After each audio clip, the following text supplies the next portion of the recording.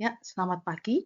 Hari ini saya akan menyampaikan materi kelanjutan dari materi sebelumnya ya tentang statistik ya. Jadi kalau materi sebelumnya sedikit saya review, kita sudah mempelajari mengenai apa itu statistik, kemudian tentang berbagai jenis variabel ya, apa itu variabel, kemudian apa saja atau beberapa istilah-istilah dari statistik ya yang umum digunakan sehingga kalian sudah bisa lebih mendapatkan bayangan statistik itu yang seperti apa, kemudian bagaimana cara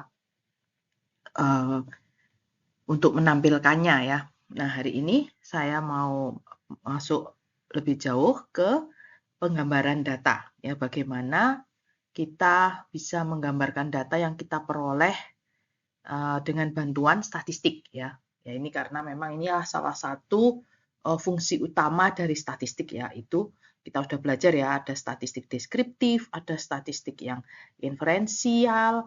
Nah, ini kita lebih mau melihat yang terkait dengan deskriptifnya ya, tentang penggambaran data, khususnya yang menggunakan pengukuran numerik. Nah, ada dua cara numerik ya untuk menggambarkan suatu variabel yang sifatnya kuantitatif ya. Jadi kuantitatif, jangan lupa kalau kuantitatif itu yang melibatkan nilai atau angka ya dalam hal ini. Nilai berupa angka. Nah, dua cara ini yaitu yang pertama yang disebut dengan pengukuran lokasi. Ya, jadi penggambaran data dengan menunjukkan lokasinya ini akan menunjukkan kira-kira data itu, data yang kita miliki ini, posisinya seperti apa, gitu ya, terhadap kumpulan data yang lain khususnya. Ya. Jadi maksudnya gini, contoh ya, supaya lebih punya bayangan, kalian pasti sudah sering mendengar istilah rata-rata, ya, atau average ya kalau bahasa Inggrisnya ya, rata-rata. Rata-rata itu sebetulnya tujuan kenapa kok kita perlu mencari rata-rata itu adalah untuk menunjukkan pusat distribusi data. Ya, jadi misalnya kita punya beberapa data atau cukup banyak data. Nah, kalau kita hitung rata-ratanya, maka rata-rata itu akan menunjukkan distribusi data kita itu pusatnya ada di mana gitu ya, di sebelah mana dari kumpulan data itu. Maksudnya seperti itu. Contoh, misalnya dilakukan sebuah survei terhadap mungkin sekian ribu rumah atau keluarga gitu ya yang ada di Amerika Serikat misalnya. Ya, misalnya di sebuah kota gitulah kan, enggak seluruh negara ya, kalau seluruh negara kan banyak banget. Nah, misalnya di sebuah kota kecil lah istilahnya gitu ya misalnya, jadi enggak terlalu banyak sampelnya. Nah, ternyata dari hasil survei itu bisa diperoleh data bahwa rata-rata rumah di daerah tersebut ya di Amerika ini berganti pemilik setiap 11,8 tahun ya, maksudnya rumah itu diperjualbelikan gitu kan, jadi pemiliknya itu ganti. Nah, ada yang mungkin 50 tahun, ada juga yang 2 tahun atau 3 tahun, ya contohnya kayak di Indonesia inilah ya, di sekitar kita kan banyak pembangunan ya, real estate gitu.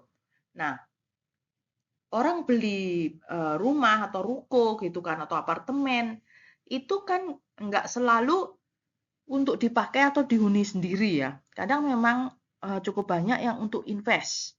Atau ya mungkin memang awalnya mau dipakai sendiri tapi kemudian terjadi suatu kondisi sehingga wah harus dijual gitu misalnya. Nah, jadi ini contohnya seperti itu. Misalnya kalau di Amerika ini rumah itu berganti pemilik rata-rata setiap 11,8 tahun. Nah, ini misalnya datanya seperti ini gitu. Jadi ini nggak selalu seperti ini, maksudnya dari dulu sampai sekarang gitu ya. Enggak, pasti ini dilakukan dalam suatu periode waktu tertentu. Nah, kemudian contoh lain dari rata-rata ini misalnya rata-rata pasangan di Amerika itu menghabiskan ya sekian puluh ribu US dollar ini untuk biaya pernikahannya. Ya. Padahal budget mereka itu hanya kurang lebih 50%-nya. Dan ini belum termasuk biaya bulan madu dan cincin ya. Dengan kata lain terjadi pembengkakan kan gitu. Jadi budgetnya misalnya ada pasangan mau nikah gitu ya, wah kita udah nabung nih sekian tahun gitu ya misalnya, atau udah nabung sekian bulan gitu misalnya, karena gaji di sana kan mungkin agak gede gitu ya. Misalnya budgetnya 10.000 deh, kita kan nggak ngundang orang rame-rame banyak-banyak gitu kan, cukup keluarga dan teman-teman dekat misalnya. Nah itu budgetnya 10.000 USD gitu. Ternyata pada saat ya sudah selesai gitu ya, terus baru dihitung-hitung lagi semuanya, wah ternyata melonjak gitu ya. Nah ini contohnya.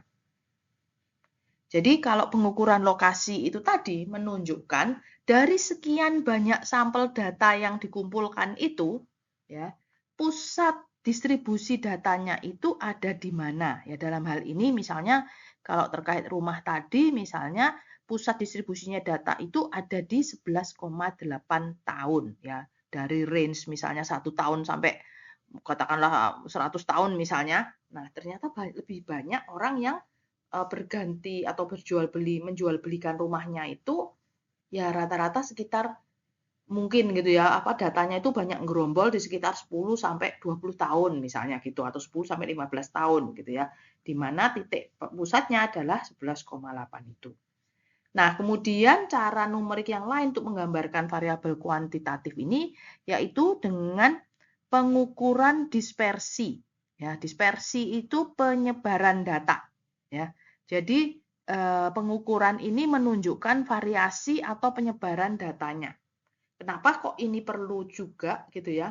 Karena pengukuran lokasi saja kadang bisa menghasilkan kesimpulan yang salah. Ya, maksudnya seperti ini. Nanti saya akan berikan contohnya ya. Tapi intinya ada pengukuran lokasi dan ada pengukuran dispersi atau penyebaran datanya. Nah, kita mau melihat dulu yang pengukuran lokasi dulu ya, supaya nggak langsung ganti topik dulu. Kita bahas satu-satu dulu ya, pengukuran lokasi. Nah, pengukuran lokasi itu ada beberapa cara gitu ya, atau istilah gitu ya yang banyak dipakai dalam pengukuran lokasi ini, yaitu rata-rata tadi udah disebutkan. Nah, cuma rata-rata ini ada beberapa jenis ternyata, gitu ya, nggak satu aja. Nah, ada yang disebut rata-rata aritmetik. Nah, ini yang paling umum memang, paling umum kita ketahui. Kemudian ada yang disebut median, ya, ada modus, ada weighted mean, dan geometric mean. Ya. Rata-rata itu kalau dalam statistik juga sering disebut dengan mean. Ya. Ada yang bacanya mean gitu ya, tapi ya ini karena ini bahasa Inggris ya tentunya bacanya itu mean bukan mean gitu ya. Jadi jangan salah. Nah, ada yang disebut tadi population mean atau rata-rata populasi, yaitu rata-rata dari semua populasi data yang kita kumpulkan. Misalnya di sebuah perusahaan itu punya 12 orang sales misalnya. Ya. Dia di bulan lalu ya ada 12 sales ini terus masing-masing mendapatkan bonus gitu ya. Bonus komisi penjualan misalnya. Nah, terus didata gitu misalnya ditanya dari 12 orang ini kamu dapat bonus berapa? Nah, sebutkanlah itu. Nah, terus di rata-rata dari 12 orang sales ini bonusnya misalnya gitu ya 1.345 USD. Nah, rata-rata ini yang 1345 ini disebut rata-rata populasi karena apa? Karena dia dirata-ratakan dari seluruh populasi sales yang ada di perusahaan itu. Ya, populasi itu maksudnya jumlah ya, jumlah atau warganya lah ya. Kalau dalam istilah yang umum kan kita tahu populasi itu jumlah penduduk gitu ya. Nah, dalam hal ini jumlah sales gitu yang ada di perusahaan itu. Ya, jadi karena perusahaan itu cuma punya sales 12, terus datanya ini 12-nya itu ditanyain dan dia memberikan jawaban, artinya ini adalah data yang dari seluruh populasi sales di perusahaan tersebut. Nah, kalau di rata-rata itu jadi population mean. Ya.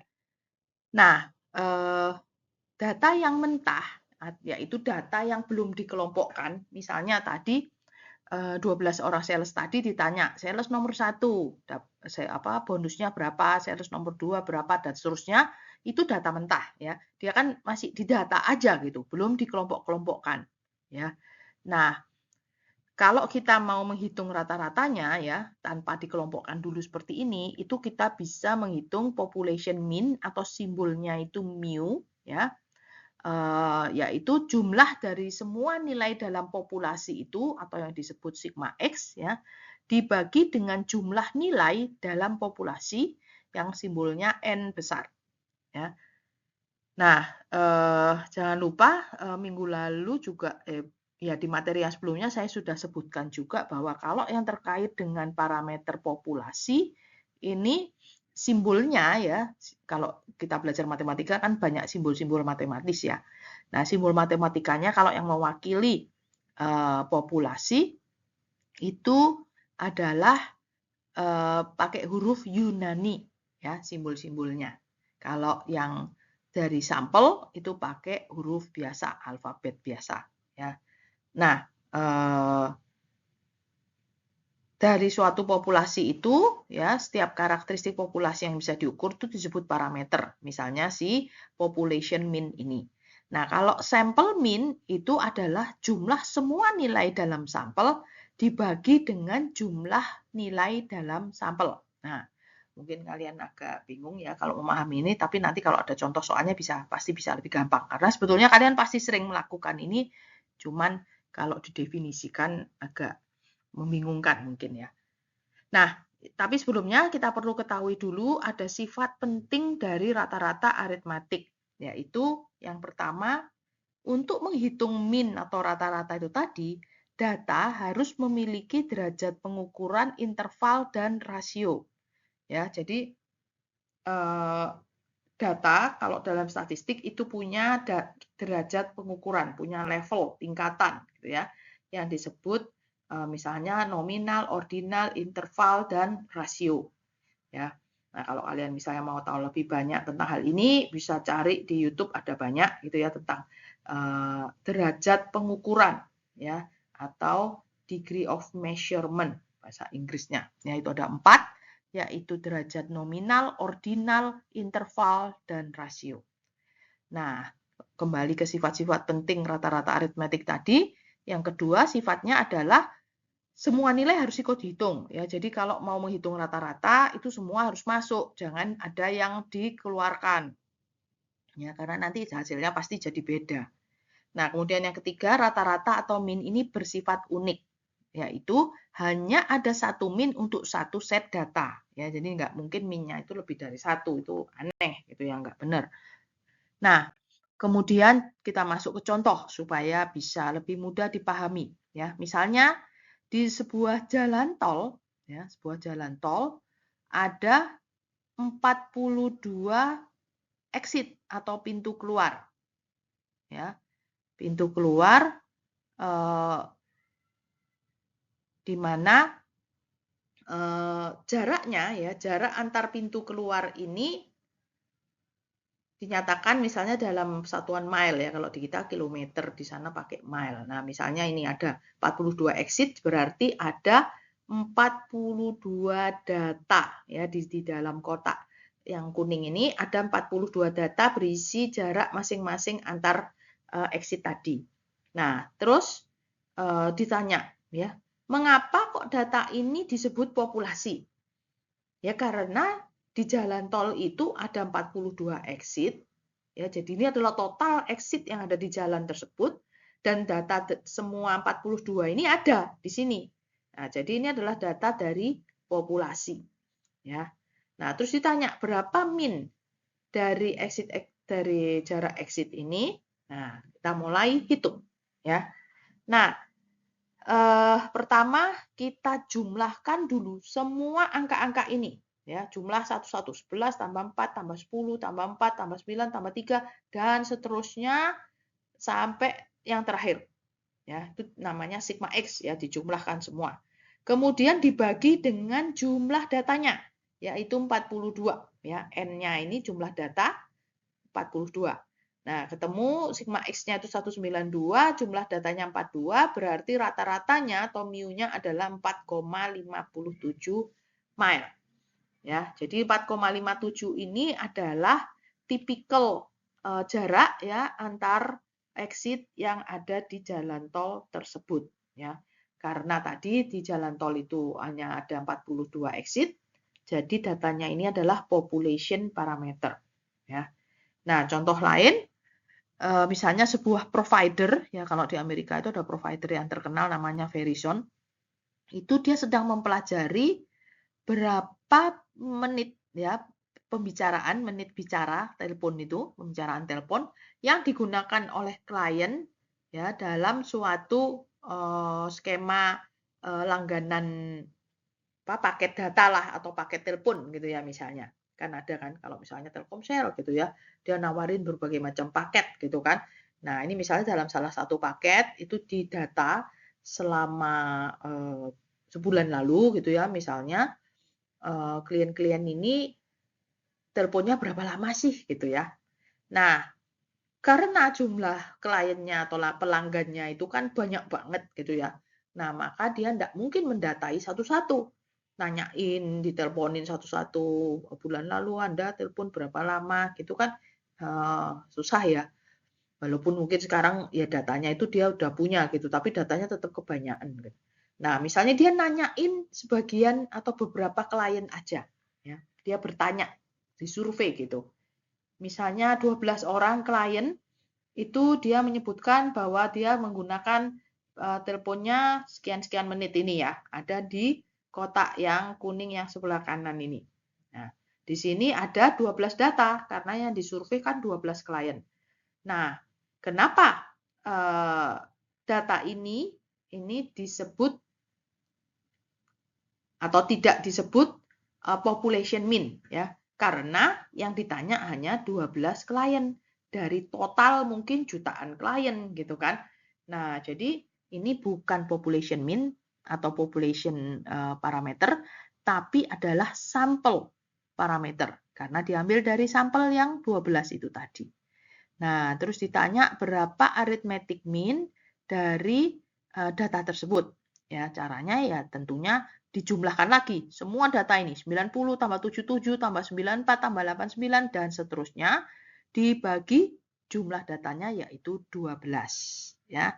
Nah, jadi ketemu 1170 dibagi 12 adalah 97,5 menit. Nah, simbol dari sampel mean ini adalah X kecil terus atasnya ada strip ya. Dibacanya X bar. Ya, bacanya X bar itu adalah sampel mean. Ya. Jadi rata-rata sampel dari penggunaan telepon dari 12 kliennya Verizon ini adalah 97,5 menit. Ya, jadi dari sini kalian bisa melihat perbedaan antara population mean dengan sampel mean. Nah, kemudian karakteristik yang keempat, jumlah dari deviasi atau penyimpangan ya setiap nilai terhadap min-nya itu adalah 0 ya. Nih contoh apa maksudnya itu seperti ini ya supaya memahaminya. Jadi misalnya ada data ada 3 data misalnya ya. 3, 8 dan 4 ya. Kita lihat di gambar bawah itu. Kalau kita mau menggambarkan posisi datanya ini ya. Misalnya ini yang apa kayak balok biru itu ya. Misalnya ini datanya adalah 3, 8 dan 4. Berarti kalau diurutin kan 3, 4 dan 8 ya. Nah, berapa rata-ratanya? Rata-ratanya ya 3 ditambah 4 ditambah 8 gitu kan, berarti 15 gitu. Terus jumlah datanya berapa? 3. 15 dibagi 3 adalah 5. Jadi rata-rata dari ketiga angka tersebut adalah 5. Ya, kita lihat yang segitiga orange di bawah ini, dia menunjuk di angka 5. Ini rata-rata. Ya. Nah, yang dimaksud dengan jumlah dari deviasinya harus 0 itu adalah selisih ya. Deviasi itu kan penyimpangan ya, istilah apa terjemahan gampangannya itu penyimpangan ya, tapi yang dimaksud di sini ini selisih. Jadi selisih antara data tersebut terhadap rata-rata atau min-nya. Ya, misalnya data pertama kan 3. Tadi min-nya 5. Artinya 3 dikurangi 5 adalah minus 2. Ya, ini yang jarak yang di atas ini. Kemudian berikutnya datanya 4. Dikurangi dengan rata-ratanya min 5, berarti jaraknya adalah min 1. Kemudian data berikutnya adalah 8, dikurangi rata-rata 5, selisihnya adalah plus 3. Nah, 3 selisih ini kalau dijumlahkan ya, min 2 ditambah min 1 ditambah plus 3, itu jumlahnya adalah 0. Ya, jadi artinya dia benar memenuhi syarat gitu ya. Jadi jumlahnya jumlah deviasinya ini harus 0 ya. Kalau enggak 0 berarti ada yang salah. Ya, itu karakteristiknya. Nah, tapi min ini meskipun simple dan banyak sekali dipakai gitu ya, tapi dia punya kelemahan. Yaitu apa?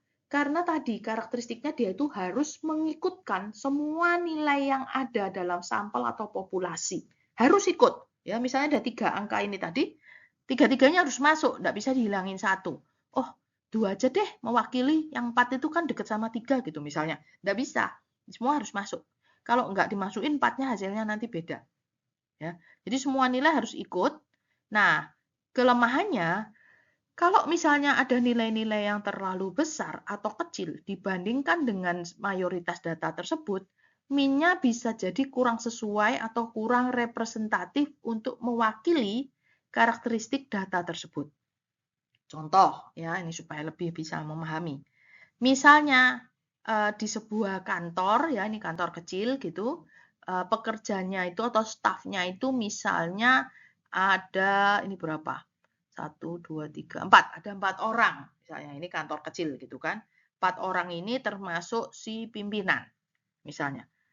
Nah, gaji dari keempat orang ini adalah 5 juta, 7 juta, 8 juta, dan 20 juta.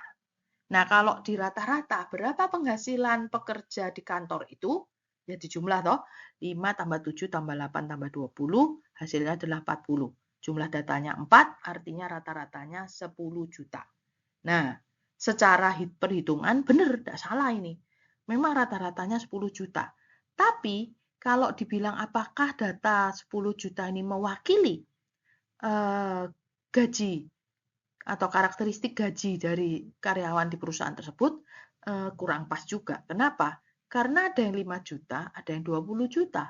Nah, 10 ini kan lebih dekat ke yang kecil-kecil itu ya, lebih dekat ke yang 5, 7, 8. Ya karena memang yang angkanya kecil ini jumlahnya lebih banyak. Jadi dia kayak narik rata-ratanya itu ke kiri gitu ya, ke angka yang lebih kecil. Nah, jadi dia dianggap kurang representatif karena sebagian besar sampel gajinya di bawah 9 juta. Nah, kemudian istilah yang lain yaitu median ya. Kalau data itu memiliki 1 sampai 2 nilai yang terlalu besar atau kecil kayak tadi ya. Misalnya tadi yang gaji itu kan ada angka yang agak terlalu besar ya dibandingkan yang lainnya gitu misalnya. Nah, di situ kan dibilang rata-rata aritmetiknya itu kurang sesuai untuk mewakili karakteristik data tersebut. Nah, jadi kalau model datanya seperti itu bisa menggunakan jenis pengukuran yang lain yaitu yang disebut median ya untuk menggambarkan pusat datanya ini. Median ini juga salah satu jenis pengukuran lokasi ya yang arti sederhananya adalah nilai tengah. Median itu nilai tengah gitu ya. Contoh, seorang agent properti misalnya dia lagi nawarin gitu kan kepada calon pembelinya gitu ya. Misalnya ada orang mau beli rumah terus survei gitu ya di sebuah daerah, terus si agent ini bilang bahwa harga rumah di kawasan itu rata-rata 1,1 miliar gitu. Nah, kalau misalnya kamu sebagai calon buyernya ini budgetmu cuma 750 juta, nah apa kira-kira pikiranmu? Itu kan. Kebanyakan orang pasti mikir, waduh 750 juta budgetku. Ini rata-ratanya 1,1. Wah, nggak nyampe ini. Nggak kebelilah rumah di daerah sini. Aku cari tempat lain aja. Gitu kan. Mungkin sebagian besar orang berpikir seperti itu. Tapi ternyata setelah dicek, harga rumah-rumah yang baru terjual di daerah itu adalah 600, 650, 700, 800, dan 2,75 M. Nah, kalau di rata-rata dari 5 data penjualan ini, memang 1,1, benar rata-ratanya tidak salah gitu ya. Tapi karena ada satu angka yang agak jauh, jauh terlalu besar gitu ya, Jadi rata-ratanya ketarik ke kanan gitu ya, karena dia karena dia cukup kuat menarik gitulah kira-kira ya. Nah, jadi rata-ratanya jadi terlalu tinggi gitu dibandingkan yang mayoritas angkanya sebetulnya gitu ya. Nah, jadi kalau model datanya seperti ini, kita bisa menggunakan median atau nilai tengah itu untuk lebih menunjukkan di mana pusat datanya gitu ya. Nah, dalam hal ini median lebih sesuai karena kalau dilihat ya dari 5 data ini nilai tengahnya adalah 700 juta. Nah, jadi kalau budgetnya buyer ini 750, artinya apa? Masih bisa beli di situ dia. Ya kan? Jangan kecil hati gitu. Masih bisa dapat rumah di situ gitu.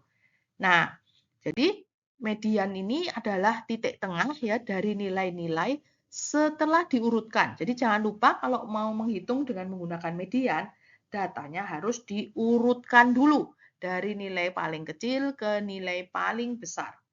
Nah, terus dicari yang tengah-tengahnya ya, yaitu di mana median ini artinya 50% data bernilai di atas median dan 50% data itu di bawah median. Ya. Jadi dia harusnya persis di tengah, yaitu 50% di atasnya dia, 50% di bawahnya dia. Nah, data yang dipakai ini harus paling tidak memiliki derajat pengukuran ordinal. Ya, ini kalau bicara soal derajat pengukuran tadi ya. Nah, kemudian jika jumlah nilai yang diurutkan itu ganjil gimana?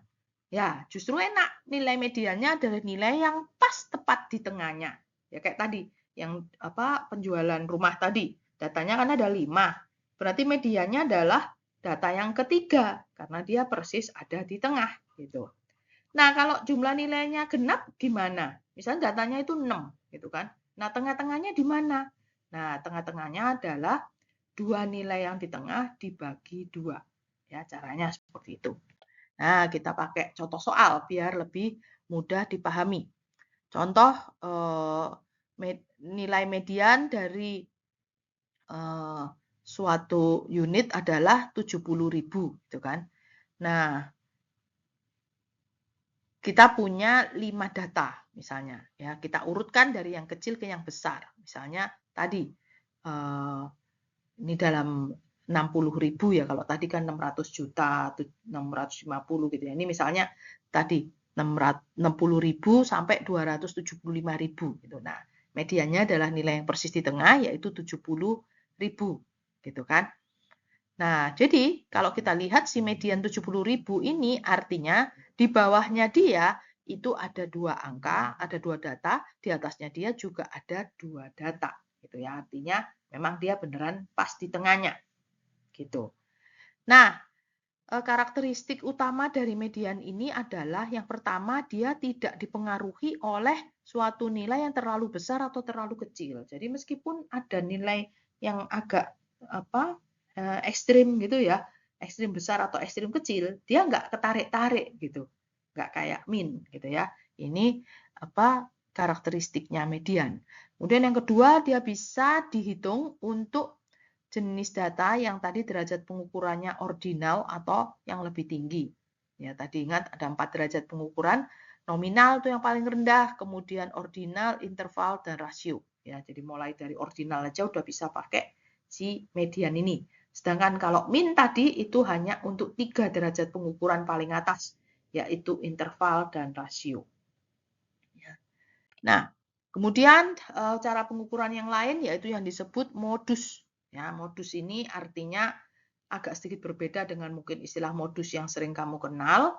Ya, modus di sini artinya adalah nilai observasi yang muncul paling sering. Jadi yang paling sering muncul itu disebut modus. Ya. Nah, terutama modus ini banyak dipakai atau sangat berguna untuk menunjukkan distribusi data yang sifatnya nominal, yang paling rendah derajat pengukurannya. Ya. Nah, modus ini bisa untuk semua derajat pengukuran termasuk si nominal tadi ya, yaitu nominal, ordinal, interval, dan rasio. Kalau median tadi kan mulai ordinal ke kanan.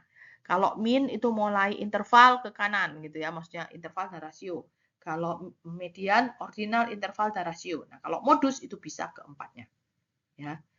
Jadi modus ini juga tidak terpengaruh oleh nilai yang terlalu besar atau terlalu kecil. Tapi dia punya kelemahan juga. Ya. Kelemahannya adalah kebanyakan data itu tidak punya modus. Karena semua nilai hanya muncul satu kali. Ya. Jadi kalau ditanya berapa yang nilai yang paling sering muncul. Lah kalau semua muncul satu kali ya sama seringnya kan gitu kan. Nah, jadi kalau datanya itu semua hanya muncul satu kali, dia tidak punya modus. Atau kadang bisa juga dalam satu rangkaian data, modusnya ada lebih dari satu. Ya, atau ini yang disebut dengan bimodal atau multimodal. Kalau bimodal artinya modusnya dua, multimodal artinya modusnya banyak, multi gitu ya. Nah, jadi kalau modusnya ini lebih dari satu, tidak bisa mewakili data juga ya, karena modusnya jadi ada di sini, ada di situ gitu kan. Jadi kayak kurang representatif juga. Nah, si modus ini ya terutama dia banyak berguna gitu ya untuk tadi meringkas data yang sifatnya nominal tadi kan. Nah, contoh gitu ya. Sebuah ini kalian mungkin masih ingat ya waktu ngambil tile itu kan diminta membuat suatu bisnis plan gitu ya. Nah, misalnya ini ada sebuah kelompok gitu ya. Dia mau membuat aromaterapi gitu ya, minyak aromaterapi misalnya. Ya, dalam hal ini contohnya di sini yang dipakai untuk mandi gitu ya, bath oil. Nah, misalnya si usaha ini dia menghasilkan 5 varian bath oil yang diberi nama seperti di grafik itu ya, Amore, Lamore, Soothing, Smell Nice, sama Far Out. Misalnya namanya seperti itu. Nah, di sini ada sebuah grafik yang menunjukkan dari hasil survei marketing gitu ya. Orang itu, maksudnya orang yang disurvei itu responden itu paling suka varian yang mana, gitu kan? Nah, di sini kalian bisa lihat bahwa yang grafiknya paling tinggi itu kan Lamor. Nah, artinya apa? Lamor ini paling favorit, gitu. Ya, paling favorit karena di situ grafiknya paling tinggi, gitu.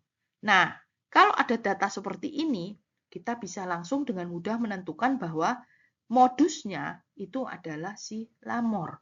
Karena dia paling banyak muncul data maksudnya orang paling suka gitu ya, Pak. Jadi datanya paling sering muncul.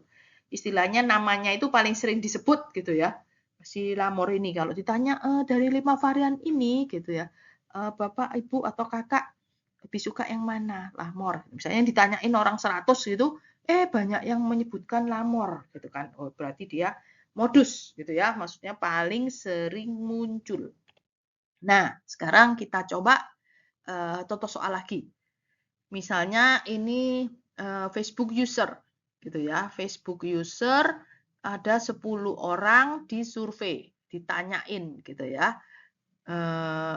Bulan lalu kamu menghabiskan berapa jam untuk Facebook gitu misalnya ya. Nah, dari 10 orang ini jawabannya ini mulai 3 sampai 10 gitu ya. Nah, kalau ditanya median, jangan lupa ya ini kebetulan datanya sudah urut. Enggak juga, belum urut, sorry. Ya, belum urut. Ada 3, 5, 7, 5, 9, 1, 3, dan seterusnya itu. Jadi, jangan lupa kalau mau ngitung median, datanya harus diurutkan dulu. Yang paling kecil mana? Oh, 1. Gitu kan. Paling besar berapa? 17. Gitu kan. Nah, jadi diurutkan. Ya, kalau ada data yang muncul lebih dari satu kali, ya enggak apa-apa, ditulis saja. Pokoknya diurutkan dari kecil ke besar. Ya. Nah, terus dari sini kita cari, ini datanya kan jumlahnya 10, berarti genap. Nah, kalau mau menghitung median gimana? Kan nilai tengah. Nilai tengahnya artinya adalah dua nilai yang paling tengah karena dia genap, gitu kan? Yaitu 5 dan 7. Ya. Ini 5 dan 7 berarti di rata-rata ya 5 ditambah 7 dibagi 2 hasilnya adalah 6. Ya, di tengah-tengah. Jadi mediannya itu persis di tengahnya sini yaitu 6 jam. Gitu. Itu ditanya. Kalau ditanya median ya. Nah, misalnya ada contoh lagi tadi yang exit-nya jalan tol itu. Ya, kan ada 42 data. Nah, ditanya modus yang paling sering muncul. Nah, coba kamu lihat nih. 42 data. Wah, lumayan banyak juga gitu ya. Nah, caranya gimana? Cari yang paling kecil, diurutkan ke paling besar, gitu kan? Nah, diurutkanlah di sini. Kemudian dihitung frekuensi munculnya. Ya, misalnya angka 1 itu muncul berapa kali? Oh, 8 kali. Angka 2 berapa kali? 7 dan seterusnya ya. Dihitung frekuensi kemunculannya. Nah, kemudian yang ditanya adalah modus tadi, berarti yang paling sering muncul. Yang paling sering muncul adalah yang frekuensinya paling besar, yaitu 8 frekuensinya. Angka distance-nya adalah 1 ya. Jadi modus dari jarak di exit-exit ini adalah 1 mile. Ya, gitu ya. Jadi jangan sulit memahaminya. Nah, kemudian cara lain gitu ya untuk mengukur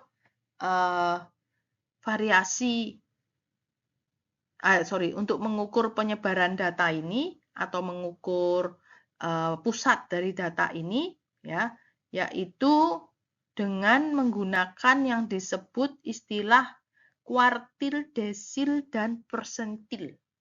Ya. Nah, kuartil, desil, dan persentil ini menunjukkan lokasi nilai yang membagi serangkaian observasi menjadi bagian-bagian yang setara. Yang disebut kuartil, ya, artinya membagi semua data itu menjadi 4. Ya. Ingat, kuart itu seharusnya biasanya diartikan 1/4 gitu ya. Contohnya kalau kalian belajar bahasa Inggris ya, masih ingat kan belajar bahasa Inggris tentang waktu ya, jam. Misalnya jam 14.45. Artinya apa? A quarter to 3 gitu kan. Maksudnya 1/4 jam sebelum jam 3 gitu kan. Cara bacanya orang Inggris kan bilangnya gitu, a quarter. Artinya apa? 1/4 ya. Jadi kuartil ini membagi serangkaian data menjadi 4 bagian. Nah, median tadi itu karena kan kita belajar bahwa median ini adalah titik tengah, ya persis tengah. Artinya apa? 50-50 kanan, 50 kiri, 50 kanan, gitu kan? Artinya dia ada di kuartil tengah, kuartil kedua, ya. Jadi kalau kita lihat di gambar yang kiri ini, Q1, Q2, Q3, ya, karena datanya ini dibagi menjadi 4 bagian yang sama, bagian 1, bagian 2, 3, dan 4. Nah, median itu adalah yang persis di tengah, yaitu Q2 atau kuartil 2. Kuartil 1 atau Q1 ini adalah nilai di mana 25% dari data ada di bawahnya dia. Kalau Q3 itu adalah 75% data ada di bawahnya dia. Itu ya. Kalau Q2 berapa tadi? 50%. Oke. Nah, tadi itu kalau kuartil. Kalau desil, ya, desil ini membagi serangkaian data atau observasi itu menjadi 10 bagian. Ya. Kalau persentil, ya mungkin kalian sudah cukup familiar dengan istilah persen, berarti membagi serangkaian observasi menjadi 100 bagian. Nah, jika contoh ya, jika IP kamu terletak atau disebut berada di desil 8 dari seluruh mahasiswa di universitasmu, artinya apa? 80% dari mahasiswa itu memiliki IPK lebih rendah daripada kamu dan 20%-nya memiliki nilai lebih tinggi. Gitu ya. Jadi itu kalau misalnya disebut desil 8 gitu, artinya 80% ada di bawahnya dia. Gitu. Nah, kalau misalnya dibilang IP kamu terletak di persentil 92 dari seluruh mahasiswa di universitasmu, artinya apa? 92% mahasiswa memiliki IPK lebih rendah daripada kamu dan 8% lebih tinggi. Ya, itu persentil. Kalau tadi desil. Nah, nilai persentil ini biasanya dipakai untuk melaporkan hasil tes tingkat nasional. Ya, misalnya kalau di Indonesia itu UN gitu ya. Cuma sekarang kemarin sempat nggak ada. Nah, nanti kedepannya ada lagi. Ya, cuman yang lebih umum ya digunakannya itu di US ya memang untuk menyatakan hasil ujian GMAT kemudian SAT gitu ya. Itu dinyatakan dalam persentil. Ya, jadi di sini ada rumus ya untuk menghitung persentil ya, khususnya di sini ini rumusnya adalah rumus persentil, yaitu LP sama dengan N+1 dalam kurung dikali P per 100 ya. Kita pakai contoh supaya lebih mudah, yaitu misalnya di sini ada 15 orang broker yang bekerja di sebuah kantor yang namanya Salomon Smith Barney ini ya. Misalnya ditanya bulan lalu komisi yang kamu terima berapa gitu kan. Nah, ada 15 orang. Nah, caranya kalau kita mau tahu ya, yang ditanya misalnya median kuartil 1 dan kuartil 3 gitu kan.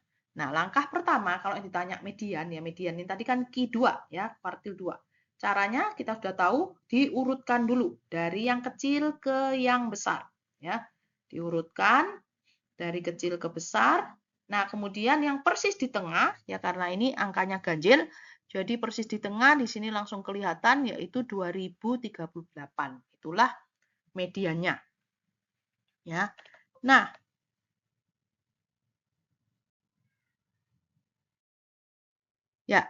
jadi tadi kita median, kita bisa dengan cara mengurutkan angkanya dari kecil ke besar, terus langsung kita lihat yang angka paling tengah. Tapi bisa juga dihitung dengan menggunakan rumus. Ya, jadi kita coba masukin ke rumus yang tadi. Kalau yang namanya median kan dia 50% ya. Jadi simbolnya adalah L50 ya, 50-nya kecil gitu. Terus N+1, N-nya ini jumlah datanya. Ya, jumlah datanya kan 15. 15 plus 1 dibagi,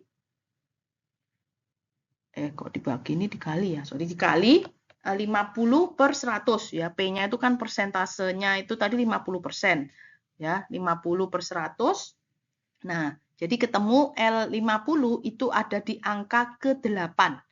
Ya, jadi angka ke-8 setelah diurutkan itu adalah 2038. Nah, kalau Q1 kuartil 1 itu kan 25% ya.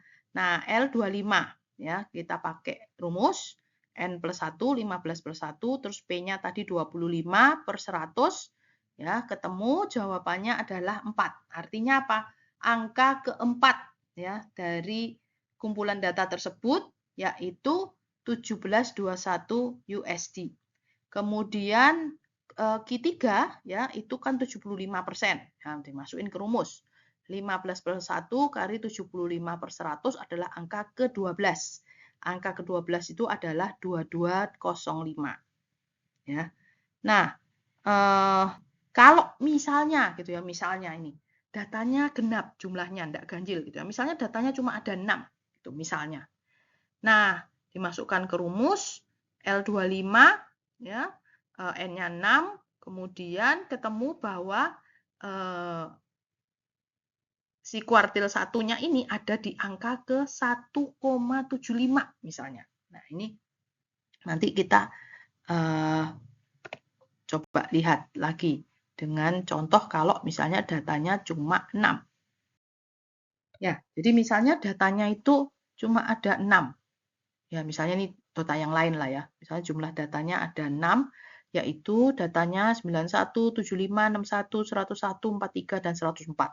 Nah, kita tahu bahwa untuk mencari Q1, Q2, Q3 diurutkan dulu. Ya, diurutkan dari yang paling kecil sampai paling besar. Kemudian kalau kita pakai rumus tadi ketemu bahwa Q1-nya itu ada di posisi ke 1,75, artinya kan dia antara data pertama dan kedua, ya kan? Data pertama itu kan 43, data keduanya 61. Nah, kita coba hitung selisihnya, 61 dikurangi 43 itu 18. Nah, jadi cara mendapatkan Q1-nya adalah 43, ya, data yang paling bawahnya itu 43 ditambah ya dalam kurung 0,75 kali 18 selisihnya tadi ya. Jadi 43 ditambah 13,5 Q1-nya berarti 56,5. Nah, kalau misalnya yang ditanya adalah persentil misalnya ya. Persentil misalnya 23 gitu ya. Terus datanya misalnya ada 80, ini data yang lain lagi gitu ya.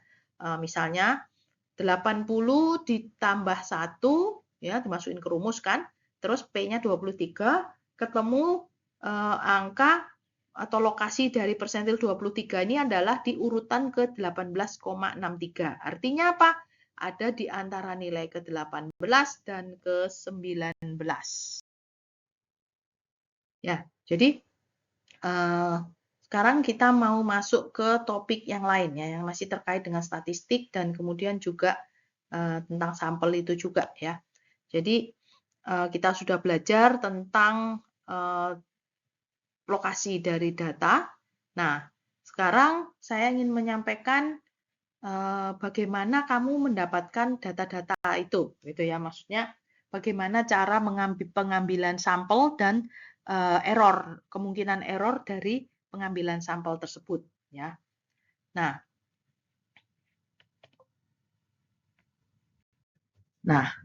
kita mau melihat dulu antara populasi dan sampel. Ya, ini udah pernah saya jelaskan juga sebelumnya gitu ya. Jadi misalnya dari suatu populasi, misalnya orang yang mencari pekerjaan gitu ya, atau job seeker gitu ya, para pencari kerja gitu, terus kan ada banyak pasti ya. Nah, itu seluruh populasi gitu. Tetapi kita tidak memungkinkan pasti untuk mendata atau mengambil informasi dari semua para job seeker tersebut gitu ya. Jadi kita pasti harus mengambil perwakilan ya, sampel.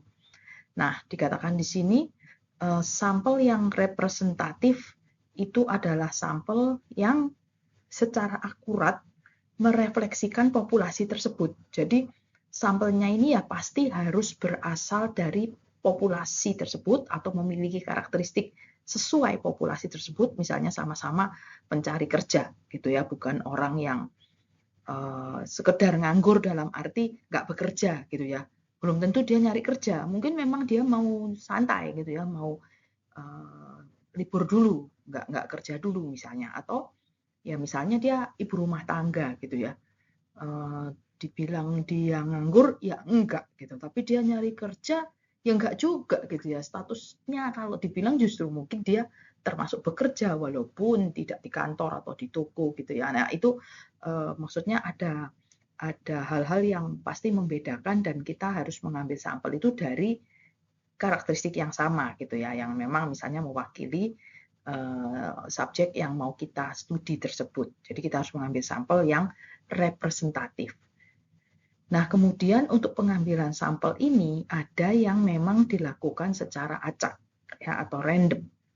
Jadi random sampel itu diambil dengan cara acak, benar-benar. Maksudnya setiap anggota populasi tersebut sama-sama mempunyai kesempatan untuk diambil sebagai sampel, gitu ya. Nah, itu yang disebut random. Nanti kita akan lihat lebih lanjut. Nah, jadi tadi bicara mengenai populasi, ya itu sulit untuk didefinisikan dalam arti dikumpulkan datanya atau karakteristiknya secara keseluruhan, gitu ya.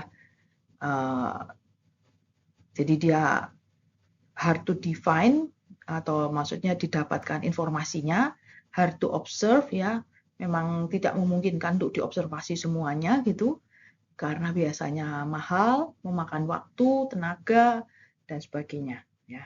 Nah, kalau sampel ini memang kadang dalam beberapa kesempatan ya atau dalam beberapa case gitu tidak mudah memang untuk mengambil sampel ini ya. Tapi memang dengan berjalannya waktu atau mungkin sudah berpengalaman gitu ya, maka akan menjadi lebih mudah ya setelah ada pengalaman. Jadi dengan semakin kita pengalaman, misalnya kamu mau mengambil sampel 50 orang gitu ya misalnya, dari sekian ribu orang atau sekian juta para pencari kerja itu tadi misalnya. Nah, mungkin di awal kamu 1, 2, 3, mungkin sampai 5 orang pertama, kamu masih agak susah gitu ya, maksudnya masih agak demam panggung lah gitu ya. Tapi setelah misalnya orang kelima, kamu sudah menjadi lebih terbiasa sehingga untuk mendapatkan informasi itu, misalnya menginterview atau menanyain orang-orang itu gitu ya, itu lebih mudah dan lebih cepat. Ya, jadi kamu bisa yang tadi mungkin misalnya 5 orang pertama itu bisa 1 jam gitu ya menanyainya atau misalnya nanyain pakai kuesioner tapi yang tidak dikirim lewat Google Form tapi yang ditanyakan langsung ke orangnya gitu kan, itu bisa juga ya. Nah itu mungkin awal-awal lama gitu ya, nanya satu-satu dijelaskan gitu, tapi lama-lama kamu sudah lebih paham, oh orang-orang ini biasanya agak kesulitan memahami pertanyaan yang mana misalnya, jadi kamu bisa langsung misalnya kalimat pertanyaannya itu agak dimodif dikit gitu supaya lebih mudah dipahami gitu misalnya ya, jadi memudahkan pekerjaanmu. Nah kemudian seringkali juga dalam banyak case gitu ya, kadang memang kita tidak bisa mendapatkan data yang benar-benar komplit gitu ya, karena ada misalnya beberapa pertanyaan itu yang orang agak sensitif atau enggan menjawab, sehingga ya daripada dia nggak mau jawab semuanya gitu, maksudnya yang berikut-berikutnya, ya udah yang itu agak di skip gitu kan. Nah, jadinya tapi datamu nggak lengkap gitu ya. Nah, ya ini pasti ini ya sebetulnya juga tidak diharapkan gitu ya. Tetapi ya dalam beberapa case memang tidak bisa ideal gitu ya. Jadi ya udah kalau memang nggak bisa dapat datanya ya oke, kita ya asal jangan banyak-banyak gitu yang bolong gitu ya. Jadi memang mungkin ada beberapa yang terpaksa tidak bisa lengkap gitu datanya. Nah, kemudian sumber data, ya saat melakukan eksperimen statistik ada 4 langkah yang harus dilakukan. Nah ini yang pertama, ya ini secara sederhana aja supaya kamu bisa mengetahui gitu ya langkah apa yang harus dilakukan ya. Yang pertama tentunya kamu harus bisa memformulasikan pertanyaan dengan baik dan benar gitu ya.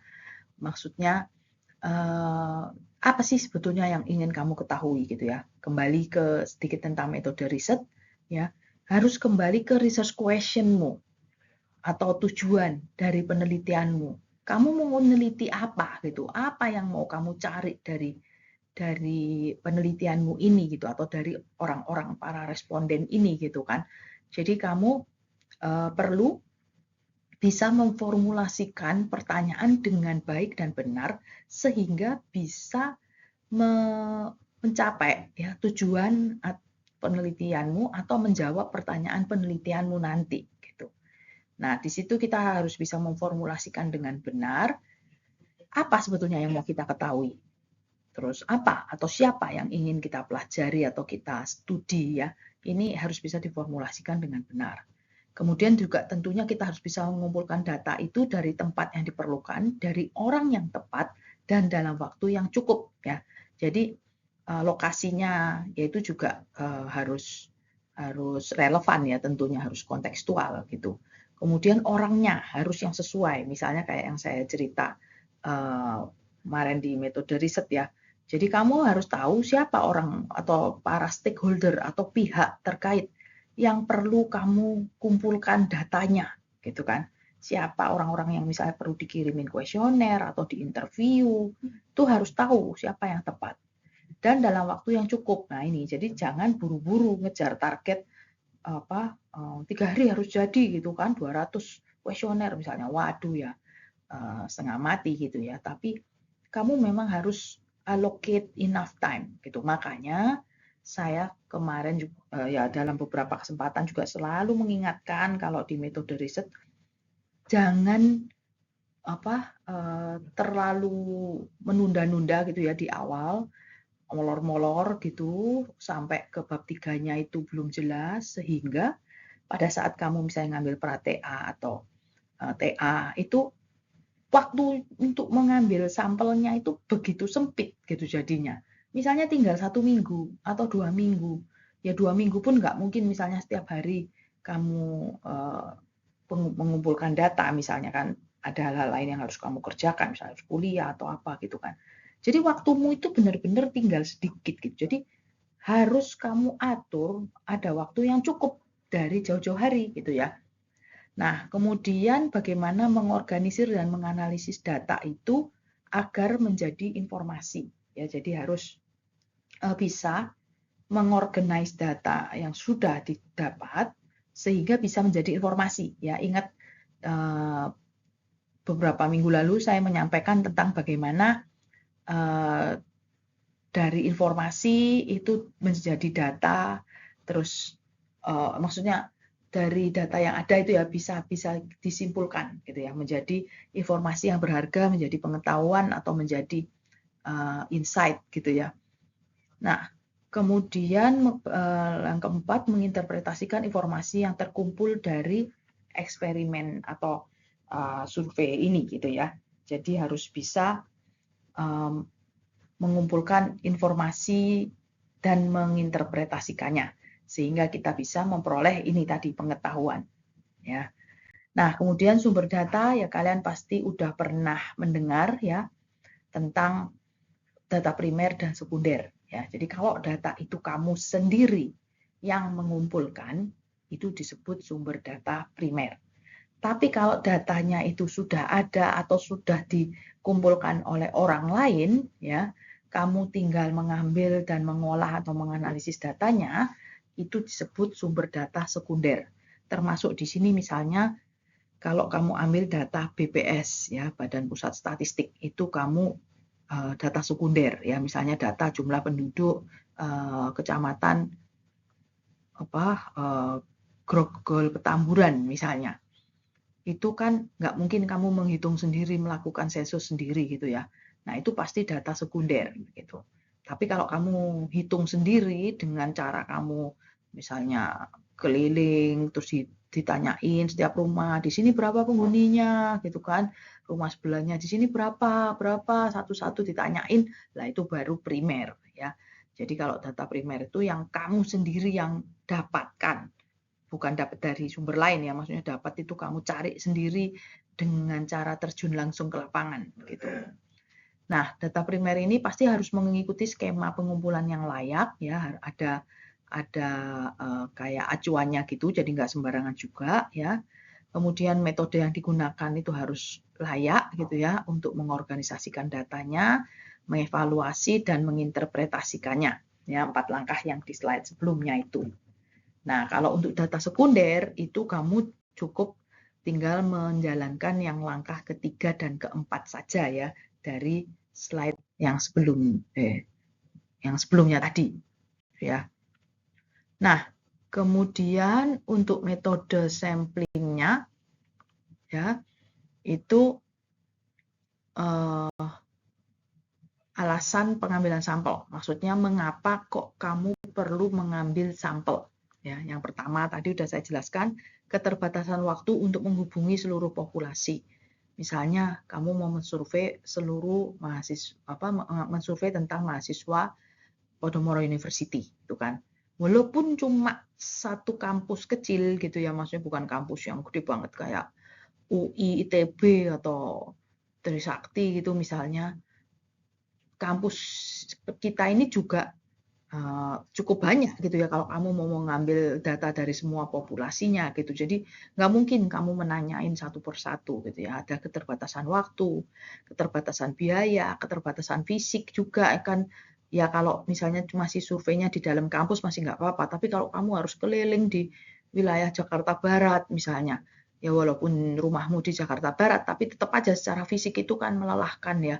Panas siang kamu harus keliling jalan kaki misalnya dari rumah ke rumah atau di pasar misalnya menanyain satu-satu gitu itu pasti sangat melelahkan.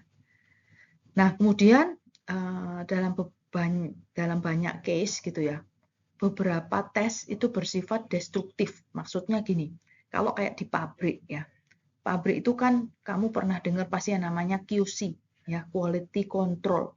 Quality control itu tugasnya apa? Dia memastikan bahwa produk yang dihasilkan, yang mau dipasarkan itu sesuai dengan standar yang berlaku gitu kan ada standar kualitasnya gitu. Nah, kalau bicara soal produk yang seperti itu ya, produk berupa barang misalnya makanan atau ya event pakaian atau intinya barang apapun lah.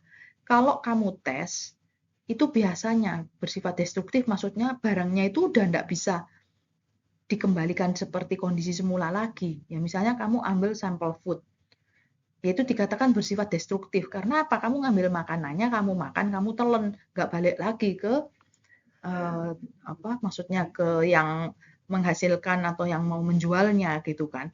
Jadi itu dibilang bersifat destruktif karena sampel yang diambil itu nggak bisa dikembalikan lagi dengan kondisi utuh gitu ya, atau kondisi mulus, tidak ada bekas apapun gitu kan, nggak mungkin ya, namanya kamu nyicip walaupun cuman dijilat gitu juga ya kan, masuk habis itu dijual gitu kan, nggak juga gitu ya. Jadi karena beberapa tes itu tadi bersifat destruktif ya, sampelnya itu nggak bisa dikembalikan dalam kondisi seperti semula, kan nggak mungkin semua dalam satu batch, misalnya produksi nugget gitu ya, misalnya chicken nugget gitu di sebuah pabrik, dalam satu hari itu semua package yang dihasilkan itu dibukain terus diambil dites gitu kan, nggak mungkin gitu ya. Terus yang mau dijual yang mana gitu kan, bekas orang semua gitu, bekas yang testernya itu ya, nggak mungkin gitu.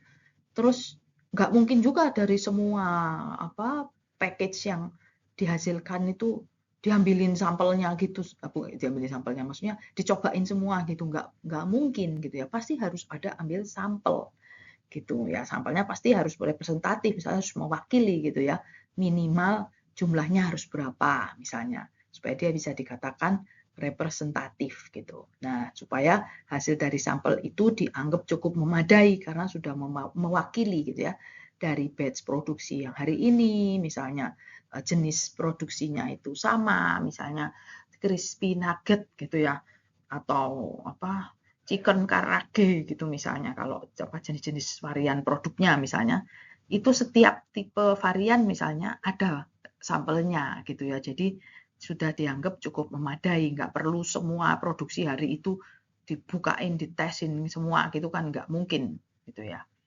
Nah, jadi untuk metode sampling ini, jenis sampling yang paling banyak dipakai itu yang disebut simple random sample. Jadi pengambilan sampel acak sederhana ya, simple caranya. Benar-benar ngambil sampel ya, di mana sampel yang dipilih itu berasal dari satu populasi dan setiap anggota populasi itu mempunyai kesempatan yang sama untuk diambil sebagai sampel gitu ya. Misalnya dalam satu batch produksi chicken nugget itu tadi misalnya gitu ya, semua package nugget itu sama-sama punya kesempatan untuk kamu buka, kamu tes. Tapi kan nggak kamu buka, kamu tes semua gitu ya, kamu ambil sampel. Tapi kamu acak, benar-benar kamu nggak milih ini kantong yang harus nomor sekian gitu. Nggak. Tapi kamu ya pokoknya dia lewat aja di ban berjalan gitu misalnya, terus kamu ambil misalnya 5 package gitu ya sebagai sampel. Itu pun mungkin nggak berurutan, tapi ambil satu, terus dia jalan lagi berapa detik, ambil lagi gitu ya. Misalnya, jadi bisa acak, kamu tidak menetapkan satu aturan yang jelas. Bahkan misalnya selang berapa detik atau berapa menitnya pun itu tidak clear gitu ya. Nah, ini ada beberapa link ya, nanti bisa dilihat ini supaya kalian lebih paham mengenai apa itu simple random sampling, systematic random, dan stratified random.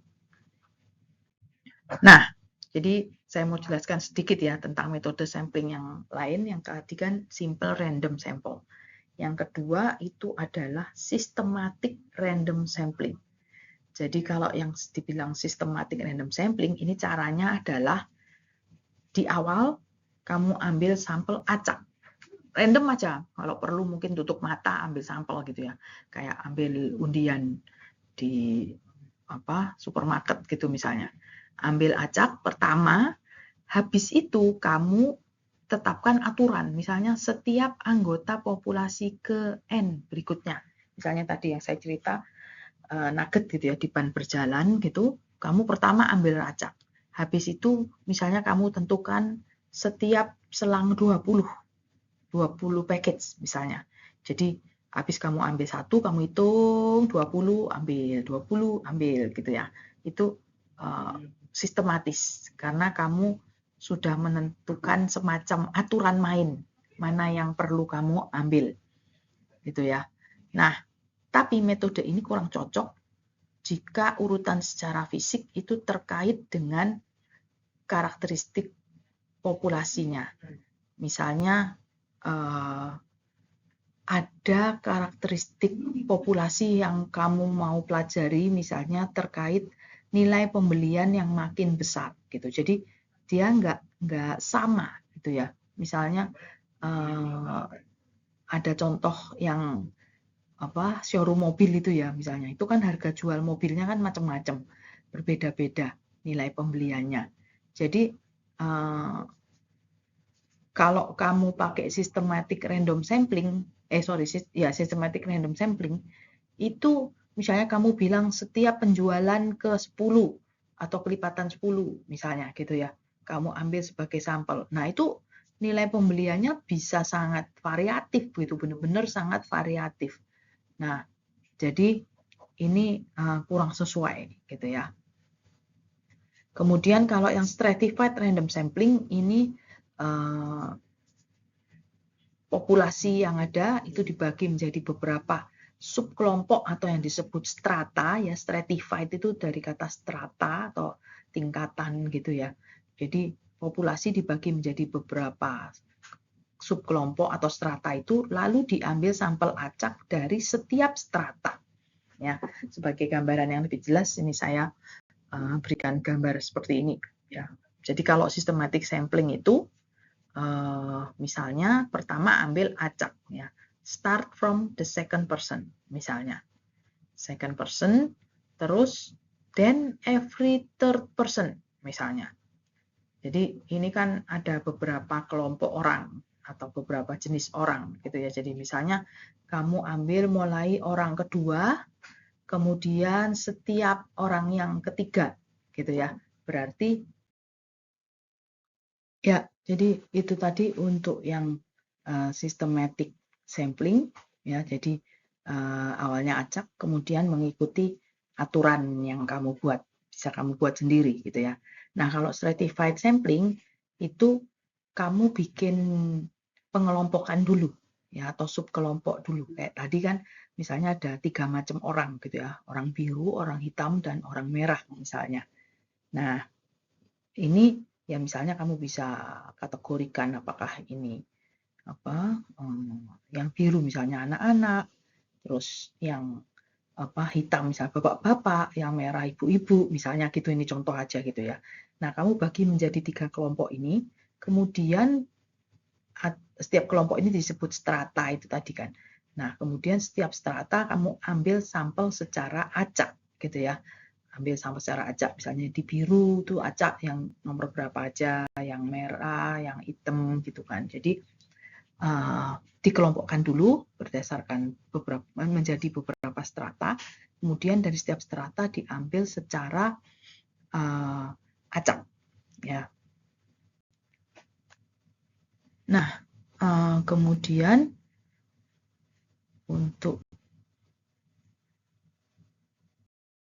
ya, jadi kemudian untuk yang stratified random sample ini tadi ya, misalnya data yang dikumpulkan itu kemudian ditabelkan ya, seperti di gambar tabel 8.1 ini. Jadi misalnya di situ ada 4 strata atau stratum gitu kan, berdasarkan tingkat profitability dari ya sesuatu hal gitu kan. Itu dikelompokkan berdasarkan apakah kamu mengalami kerugian atau profit 0 sampai 10%, 10 sampai 20 dan seterusnya ya. Itu berapa banyak misalnya perusahaan yang mengalami defisit, yang profit misalnya 0 sampai 10%, 10 sampai 20% dan seterusnya gitu ya. Jadi ini ada stratanya, ada pengelompokannya. Nah, kemudian berapa data dari setiap data yang diambil secara acak dari setiap strata tersebut ya. Misalnya yang di paling kanan kan, misalnya ada 5 strata, terus tadi jumlah anggota setiap stratanya itu misalnya ada yang di tengah ini ya, number of firms itu. Nah, kemudian secara proporsional dia dihitung relatif frekuensinya, kemudian berapa jumlah yang disampel. Nah, ini bisa representatif ya, kamu ambil secara relatif misalnya terhadap secara proporsional dari 8 itu kamu ambil berapa, misalnya sampel 1, karena ya 0,02 dari 50 itu misalnya kan kecil sekali gitu ya, jadi dibulatkan ke atas gitu untuk jumlah sampel yang harus diambilnya ya. Jadi ini metode yang stratified tadi. Kalau yang cluster sampling ya, ini dalam tanda kutip stratanya itu berdasarkan cluster gitu ya. Jadi biasanya untuk mengurangi biaya sampling dari populasi yang tersebar di area yang luas. Jadi populasi dibagi menjadi klaster-klaster berdasarkan batas geografis atau fisik areanya. Jadi kamu bagi misalnya seluruh Grogol Petamburan ini menjadi beberapa klaster gitu kan, berdasarkan batas geografis, misalnya apakah itu kelurahan atau RW atau gimana gitu kan, yang ada batas geografisnya. Kemudian kamu ambil, kan klasternya banyak ya, misalnya ada 25 klaster gitu. Nah, kamu nggak mungkin juga mensurvei semua klaster tersebut, banyak gitu kan. Kamu ambil aja misalnya 5 klaster secara acak, jadi pilih aja acak gitu ya.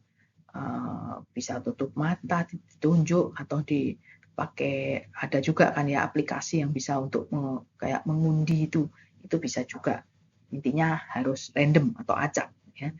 Jadi ambil beberapa klaster secara acak, kemudian ambil sampel acak dari setiap klaster yang disampling itu tadi, gitu ya. Ya, untuk klaster sampling, ya seperti namanya, kamu bisa membayangkan ya, klaster itu berarti ada kayak kelompok-kelompok gitu kan. Nah, misalnya yang kita lakukan ya, kalau kamu mau melakukan klaster sampling adalah yang pertama kan kamu tentukan dulu populasinya. Misalnya populasi mahasiswa di Podomoro University gitu kan. Nah, kemudian kamu klasterkan populasi itu, misalnya berdasarkan prodi gitu ya. Jadi ada berapa prodi gitu misalnya. Misalnya di sini 8 prodi gitu ya.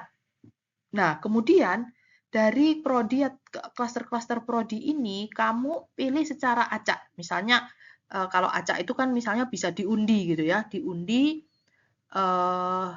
misalnya mau cari 4 ya dari 8 itu diundi. Nah, ketemulah misalnya prodi misalnya C, D, E, G gitu ya. Misalnya prodi yang ke 3, 4, 5 dan 7 misalnya gitu. Nah, ketemu 4 klaster gitu ya.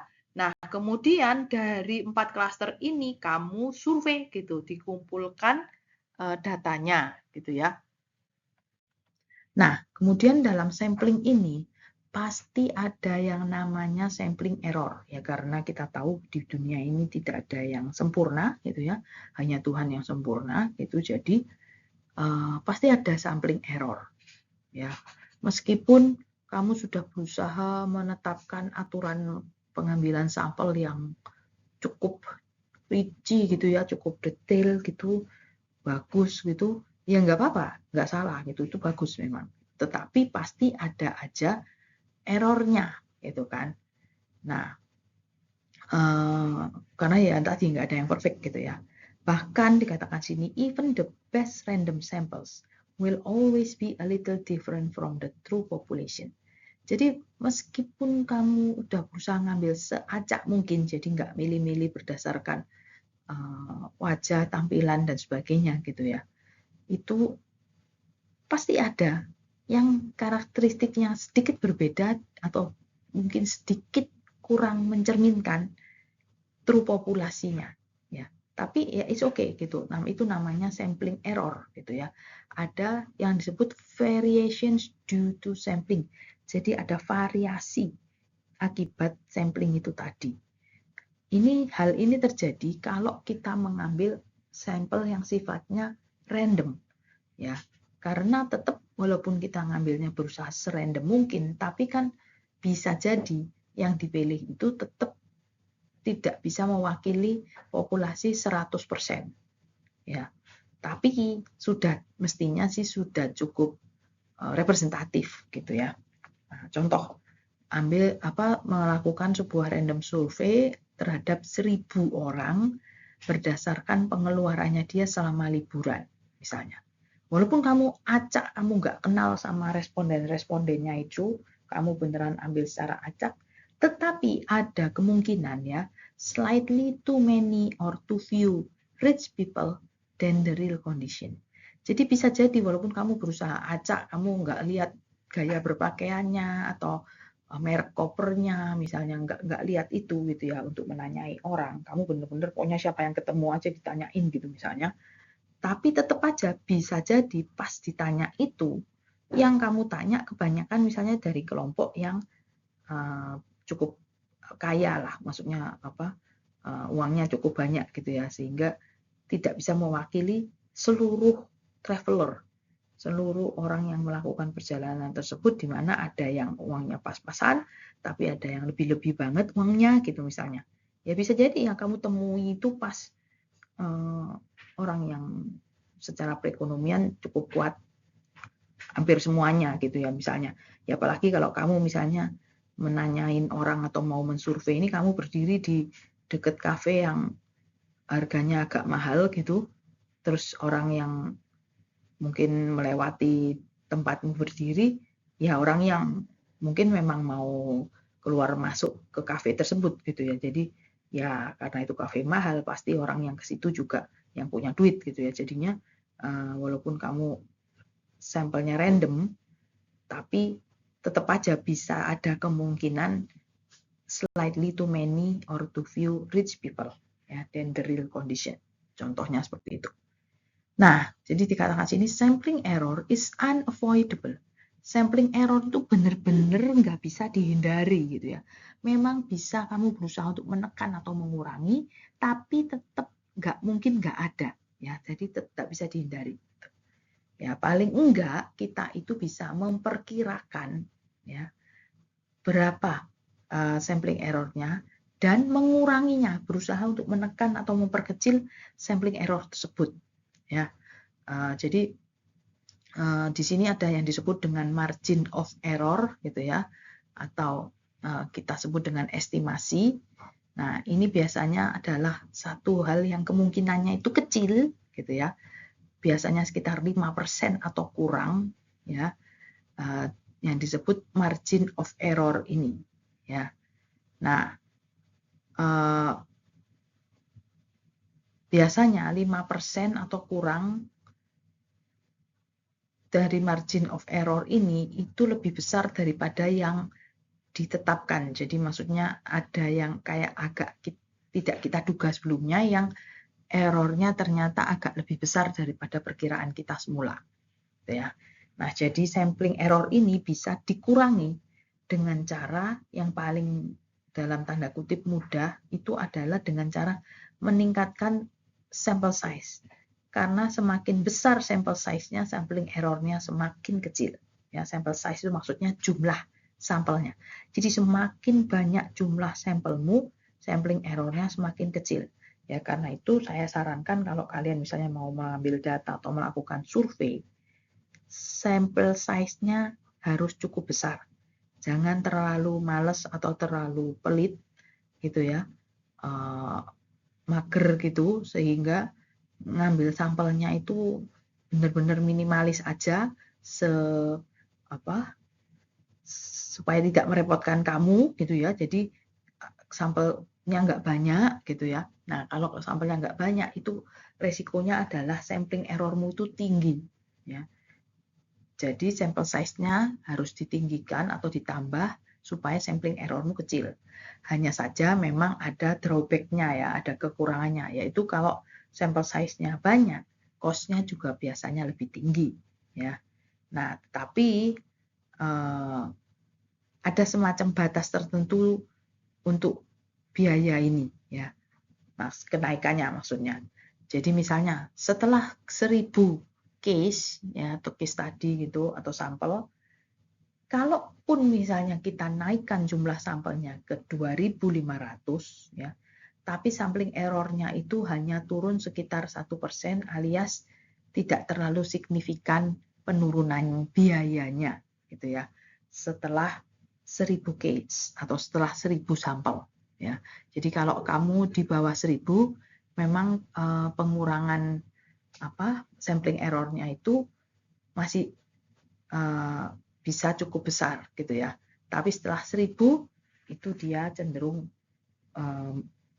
menjadi tidak terlalu signifikan perbedaan sampling errornya. Nah, cara lain untuk mengurangi sampling error adalah dengan membuat perencanaan yang baik dari sampling atau surveinya. Ya, makanya seperti saya selalu tekankan ya di metode riset, perencanaan jauh hari baik itu tentang topikmu, tentang research question-nya, itu juga sudah harus memikirkan tentang dari mana nanti kamu mendapatkan datanya, dengan cara apa, gitu kan, supaya kamu bisa membuat perencanaan pengumpulan data yang baik gitu ya, jadi good sampling design. Misalnya kamu memilih stratified sampling supaya lebih berbobot hasilnya atau lebih representatif gitu ya daripada yang simple random sampling misalnya.